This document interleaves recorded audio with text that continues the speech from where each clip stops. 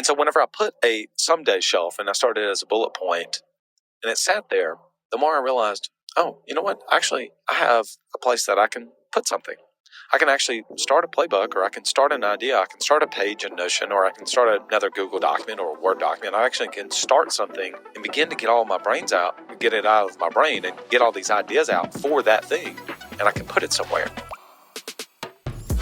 So the big question is this: how do small business owners like us grow our leadership, develop our teams, and scale our business in a way that allows us to get our products and services out to the world, yet still remain profitable? That is the question, and this podcast will give you the answers. I'm Bradley Hamner, and this is the Club Capital Leadership Podcast. Welcome to The Bottom Line, a new weekly podcast series that we drop every Thursday to complement our weekly Monday podcast interviews with the industry leaders. These podcasts are going to be designed to give you short, impactful, and value-driven information that you can start using right away in your business. I value your time and attention and will do my very best not to waste it. Just get what you need and go. So with that, let's get into today's episode. Are you an agency owner looking to better understand your financials and take charge of your tax bill? Well, Club Capital is here to help. As the largest accounting and advisory firm for insurance agency owners in the country, they are way more than your everyday run-of-the-mill CPA. Club Capital provides financial, CFO, and tax advisory services to help you plan and forecast your financial success. You'll meet every month to review your agency's financial performance, the difference between your profit and actual cash flow, along with helping you better understand your bottom line. Visit club.capital to book a solution overview with one of our business consultants. Club Capital, way more than a CPA firm. Hey, everyone. Well, first of all, when you are listening to this episode is going to drop the day after Thanksgiving. So let me share with you a day late how thankful I am for all of you. Thankful for your time and for your attention and for the feedback and for the messages that we get and for just giving us a little bit of your time. And we hope every one of these episodes is there to serve you and help you to be able to grow and scale your business and go on to make a bigger impact in the world and ultimately be able to make a greater income. But I want you to know, if you haven't heard today, that I am grateful and thankful for you. Okay, so on to today's episode. So last week, I mentioned this idea called the someday shelf. It was basically a tease of what do I do with all of these ideas? As an entrepreneur business owner, I have seemingly never a shortage of good ideas, or at least ideas that I think in the moment are good ideas. Come to find out, many times they're not great ideas, or maybe they are the right idea, but I'm not executing them at the right time. You listen to podcasts like this, you read a book, you go to a conference, you go to a seminar, and you get fired up and you get emotional, but emotional in a good way. You start to see what's possible. You hear what other people are doing, and you hear about this new play that somebody is running, this new process that they have, this new marketing idea, campaign, etc., that somebody else seems to be doing. You hear about this new compensation plan, and I know I'm not the only one that's out there because I've talked to so many of you on a weekly basis that you too can relate to that. And it's all coming from a good place. Whether it's an idea that you have organically or if it's an idea that you've heard somewhere else, you're trying to grow the business. You are certainly never thinking, you know what, this is the idea that's absolutely going to sabotage everything that we're trying to do. I mean, if we thought that was going to be the case, we would never do it. But we double down, we triple down, we promise this is the one that's actually going to get it done. This is the compensation plan. This is the organizational structure. This is the org chart. This is the person. This is the idea that's going to get it done. And in some cases it is.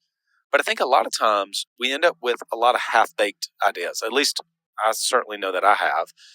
Here's an idea, but I kind of sort of implement it, but not all the way. You listen to someone like Coach P and you hear how they maybe run a play, or you hear from Autopilot Recruiting about how you can structure the entire recruiting system. But we kind of halfway do it, or maybe in some cases 25% of the way do it. We don't go all the way. And so what we end up with is a lot of open loops, a lot of several different things that we're trying to do simultaneously, but we're really not doing any of them well. And last week I talked about how we actively, as the entrepreneur, as the business owner, will push hard against structure and process and routine. Why? Because we didn't want to be told what to do. We started this business for that very reason, to be in complete control. We rejected the 9 to 5 to take the 9 to 11, and I don't mean 11 a.m. I mean, that's the dream, is to be able to wake up and do what you love and be done by 12 and go play golf, go fishing, go do whatever you want to do the rest of the day. And that certainly is possible, but we push against structure and process and routine. And so one of the things that I needed to try to figure out for myself is, what do I do with all of these good ideas? What do I do with all of these things that I really want to implement and execute? It's like I have this idea and I don't know what to do with it. And so what I typically used to do was try to implement it. And I would couch it and share with my team in as many ways as I needed to, that this one, we do need to do this, and here's all of the reasons why. Well, at the end of the day, you're the boss, and they're going to go with it. But over time, they begin to sense that you're crying wolf. Here we go again. Bradley has yet another idea. He said these are the things we were going to execute on this month. He said this was the plan. This was what we're going to execute. This is the plan for the quarter. This is what we're going to execute this month. But yet by Wednesday, that now has seemingly all changed. And no matter how many different ways we put it, we are constantly changing things. And so I thought, well, I just need to say no to good ideas. And by the way, I do believe that there is some relevance to saying, no, we're not going to do that at all. But oftentimes, what I found for me is it wasn't completely rejecting. Some of the bad ideas for you are fairly easy for us to kind of identify and say, no, we're not going to do that.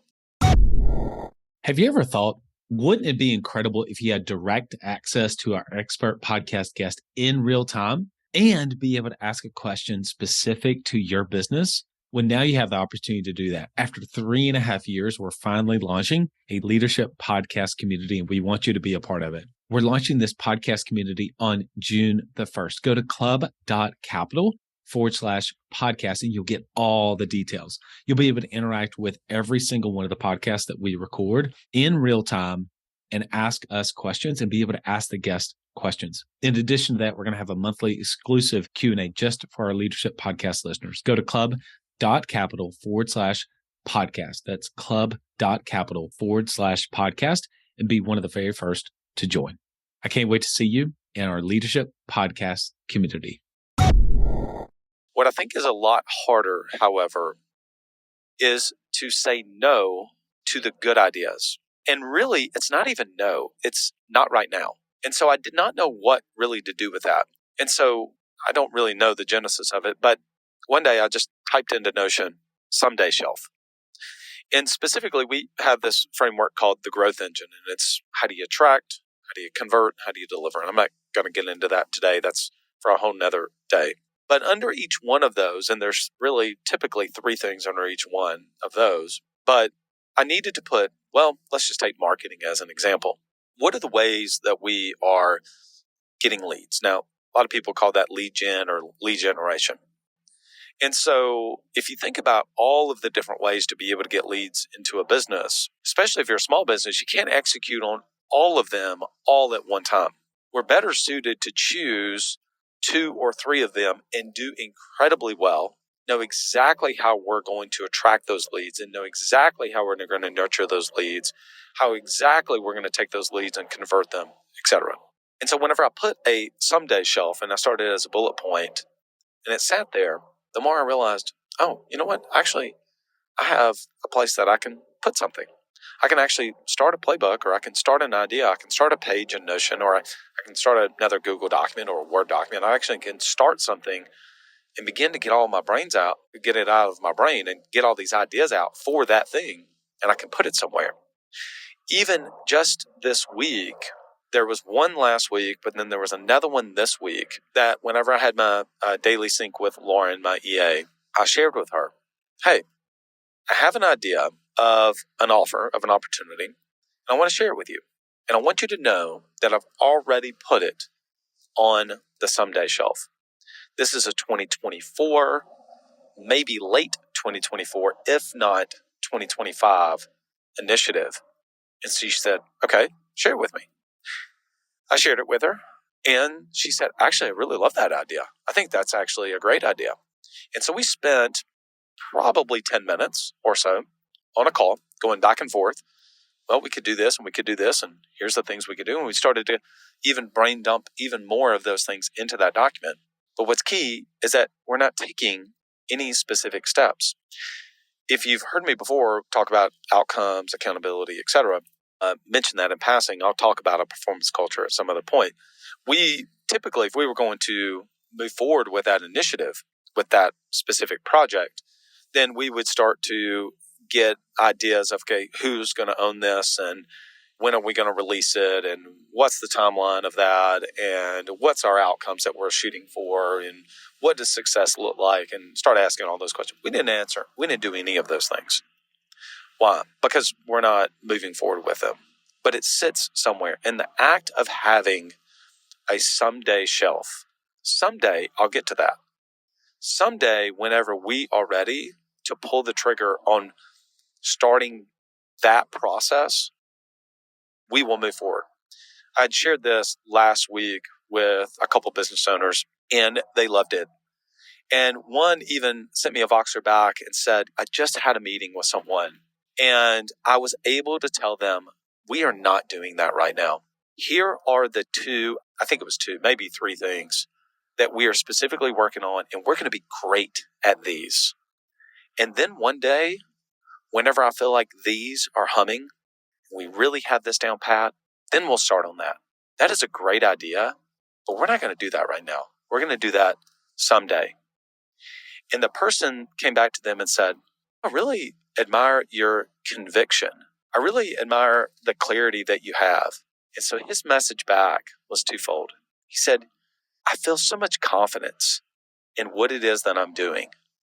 And the clarity that I have about, I now have a place that I can put something. And he said, business can actually be fun. And I wish more people would actually see that if they start choosing, it's not restrictive. It actually is liberating. It can make business more fun. So I invite you to consider starting a someday shelf. All of those ideas that you have, all of those, the next meeting you go to at the end of the year, the first of the year, and you start to get, oh, we could do this and this and this. Hopefully now maybe that even gives you some permission to hear all of that, think about it, and say, you know what, that is a good idea. I think we do want to implement that one day. But now I have a place to put it. I could put it on a someday shelf. All right, everyone. Till next episode. Lead well. You know how important it is to develop yourself and to develop your team. Well, if you're going to do that, you want to do it with the best. Work with Coach P Consulting to learn and implement the same strategies that he used to sell over 700 life policies in 2021 alone. You'll get personalized coaching 2 times a week and an in-depth look at how his office is run. And Coach P will train your team alongside his own. Get your first month free when you mention the Club Capital Leadership Podcast during sign up. Visit CoachPconsulting.com to get started.